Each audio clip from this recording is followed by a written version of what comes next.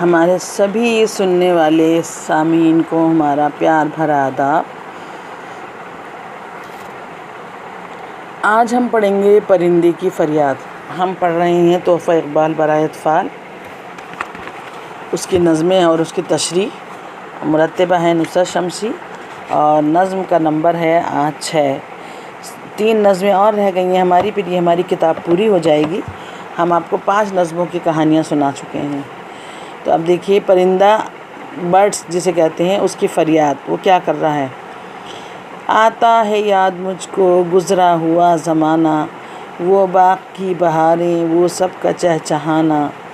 آزادیاں کہاں وہ اب اپنے گھونسلے کی، اپنی خوشی سے آنا، اپنی خوشی سے جانا۔ لگتی ہے چوٹ دل پر، آتا ہے یاد جس دم، شبنم کے آنسوؤں پر کلیوں کا مسکرانا۔ وہ پیاری پیاری صورت، وہ کامنی سی مورت، آباد جس کے دم سے تھا میرا آشیانہ۔ آتی نہیں صدائیں اس کی میرے قفس میں، ہوتی میری رہائی اے کاش میرے بس میں۔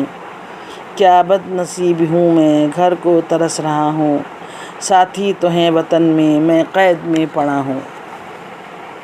آئی بہار، کلیاں پھولوں کی ہنس رہی ہیں، میں اس اندھیرے گھر میں قسمت کو رو رہا ہوں۔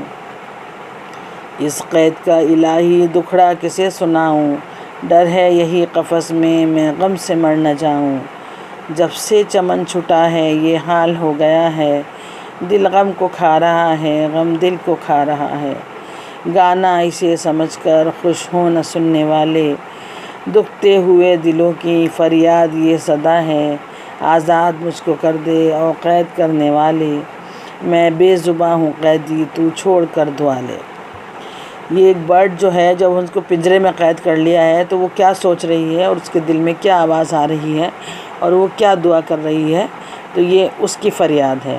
اب اس میں لغت اطفال میں دیکھیے، آشیانے کے معنی گھر، صدائیں معنی آواز، اور قفس معنی پنجرا، اور رہائی معنی آزادی۔ تو ایک پرندہ یوں ہوا کہ کھلے آسمان میں جو اڑتا پھرتا تھا، اسے کسی شکاری نے ایک دن قید کر لیا اور اپنے پنجرے میں ڈال دیا، مگر اس کا دل چاہتا تھا کہ وہ یہاں سے آزاد ہو کر اپنے گھر جائے، جہاں اس کے گھر والے، دوست، رشتہ دار، احباب سبھی رہتے تھے۔ جیسے آپ سب بچوں کا گھر ہوتا ہے، بس ویسے ہی ان پرندوں کا بھی گھر ہوتا ہے۔ وہ ہر وقت اپنے ممی پاپا اور گھر والوں کا ساتھ رہنے کو اس کا دل چاہنے لگا۔ بالکل اسی طرح وہ پرندہ بھی قید میں رہ کر سب کو یاد کرتا رہتا، روتا رہتا اور دعا کرتا رہتا کہ میں کسی طریقے سے آزاد ہو جاؤں۔ اسے اپنا گھر جو باغ میں تھا، جہاں وہ سب دوست مل کر کھیلا کودا کرتے تھے، سب یاد آتا ہے کہ کیسے وہ اپنی مرضی سے اپنے گھر سے جاتا اور واپس آتا تھا۔ اس کا گھر جس جگہ تھا، وہ چمن، وہ باغ، وہ گارڈن بہت خوبصورت تھا۔ روز رات کو شبنم کلیوں پر گرتی تھی، جس سے کلیاں مسکرا کر کھل جاتی تھیں، یعنی شبنم کے ننھے ننھے آنسو مسکراہٹ بن جاتی تھی پھولوں کی۔ کتنی پیاری لگا کرتی تھیں۔ یہاں پنجرے میں تو اس کی کسی بھی ساتھی کی آواز تک نہیں آتی۔ اے کاش وہ اس قید سے آزاد ہو جائے۔ پرندہ رونے لگتا ہے اور کہتا ہے، میں کتنا بد نصیب ہوں کہ میں گھر میں نہیں ہوں، مگر گھر جا بھی نہیں سکتا۔ ننھا پرندہ بہت غمزدہ ہے، کبھی دل کو سمجھاتا ہے، کبھی روتا ہے۔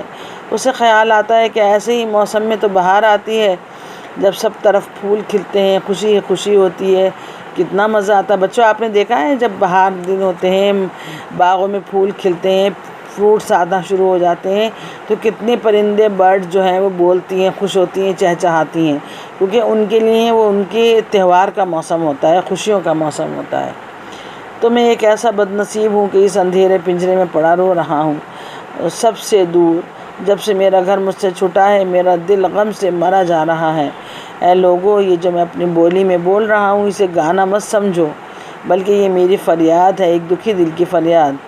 مجھے قید کرنے والے انسان، مجھے آزاد کر دے تاکہ میں اپنا گھر چلا جاؤں اور تجھے دعائیں دوں۔ بچوں، کیا آپ کے پنجرے میں بھی کوئی پرندہ قید ہے؟ اگر ہے تو اسے آزاد کر دیجئے، پرندے کی دعا لے لیجئے، اللہ بھی بہت خوش ہوتا ہے۔ اور بچوں، بہت مزے آیا نا؟ آنکھ میں آنسو آ گئے سارے ننھے ننھے بچوں کے۔ ارے ارے روتے نہیں، ارے ارے کبھی کسی چڑیا کو قید نہ کرنا۔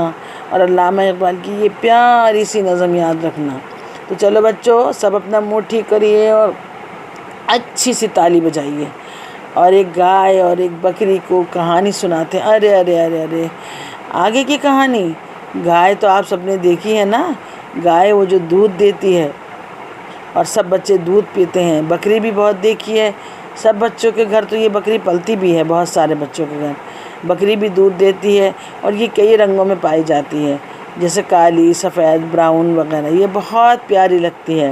تو یہ ایک بکری اور ایک گائے کی کہانی ہے۔ کہانی ذرا لمبی ہے، تھوڑی تھوڑی سنتے ہیں، مگر ایک وعدہ بہت سب پیارے پیارے بچوں کو کرنا ہوگا کہ اس کے بعد کہانی کو نظم یاد کریں گے اور پھر ہمیں سنائیں گے کمنٹس میں۔ وعدہ، پکا وعدہ۔ تو چلیے پھر اگلی بار ملیں گے گائے اور ایک بکری کے ساتھ۔ اللہ حافظ۔